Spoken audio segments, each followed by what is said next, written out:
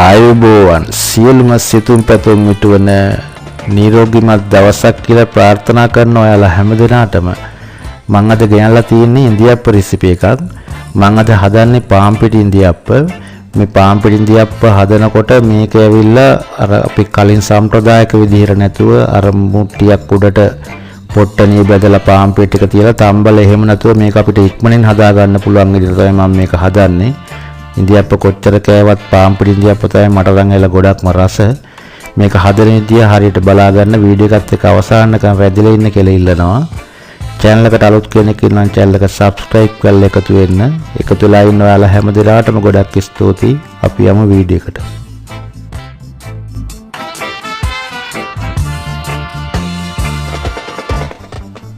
මෙතන මම අරගෙන තියෙනවා කඩේ තියෙන පාන් පිටි ග්‍රෑම් 300ක්. මේ පැකට් ඒවා නෙමෙයි සාමාන්‍ය ලූස් පාන් පිටි මම මේ අරගෙන තියෙන්නේ ග්‍රෑම් 300යි එතන හරියටම. මේකට හරියටම වතුර පදම අපි දා ගන්න ඕනේ. ඒක නිසා මම මේ ලීටරේ බෝතලයකට තමයි වතුර අරගත්තේ. මෙතන හරියට මිලිලීටර් 800ක් තියෙනවා. මොකද අඬු කෝප්ප වලින් කියන්න බෑ. මොකද අඬු කෝප්ප වලින් කිව්වොත් එහෙම අඬු කෝප්ප එක එක සයිස් එකට තියෙනවා. ඒක ඉතින් වීඩියෝ එකෙන් දැක්කට ඔයගොල්ලෝ පේන්නේ නැති හින්දා මම බෝතලයක් ගත්තේ. දැන් බලමු මේක හදන විදිය. මම දැන් ඉස්සෙල්ලාම භාජනයක් ලිපේ තියලා ඒකට වතුර ටික එකතු කරනවා. ඊට පස්සේ ඒකට මම එකතු කරනවා ලුණු තේ හැඳි එකමාරක්. ඊට පස්සේ මම මේ ලුණු ටික පොඩ්ඩක් දිය කරනවා.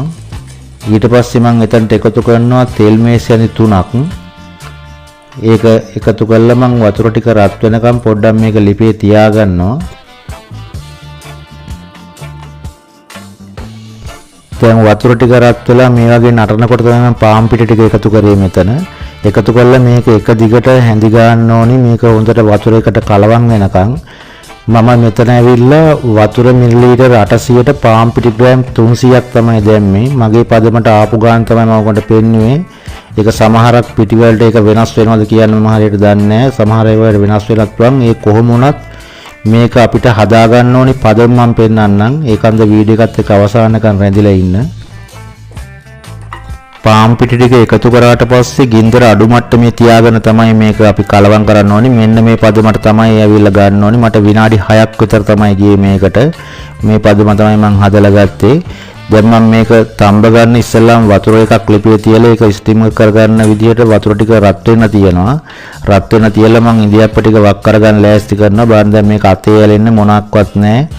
ඕගොල්ලෝ මේ ඉන්දියාප්ප හදනකොට අනිවාර්යයෙන්ම මේ තට්ටු වලට තෙල් ටිකක් අනිවාර්යෙන් ගාලා ගන්න.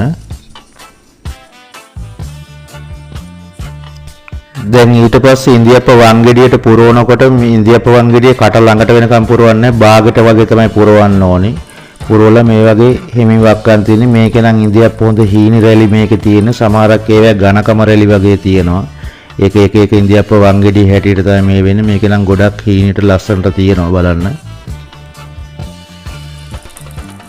මේක වක් කරනකොට ඉන්දියාප්ප ටික පොඩ්ඩක් ඝන ගතියට වගේ මිරිකන්න අමාරු නම් මේකට තව මද රස්නේ වතුර ටිකක් එකතු කරලා පදම හදා ගන්න.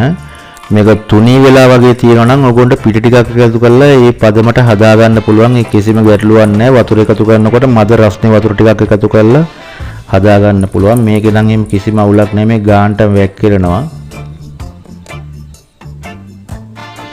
දැන් මම රත් වෙන්න තියපු වතුර එක හොඳට රත් වෙලා තියෙන. දැන් මම මේ ටික ස්ටිම් කරගන්න දාගන්නවා ස්ටිමර් එකට.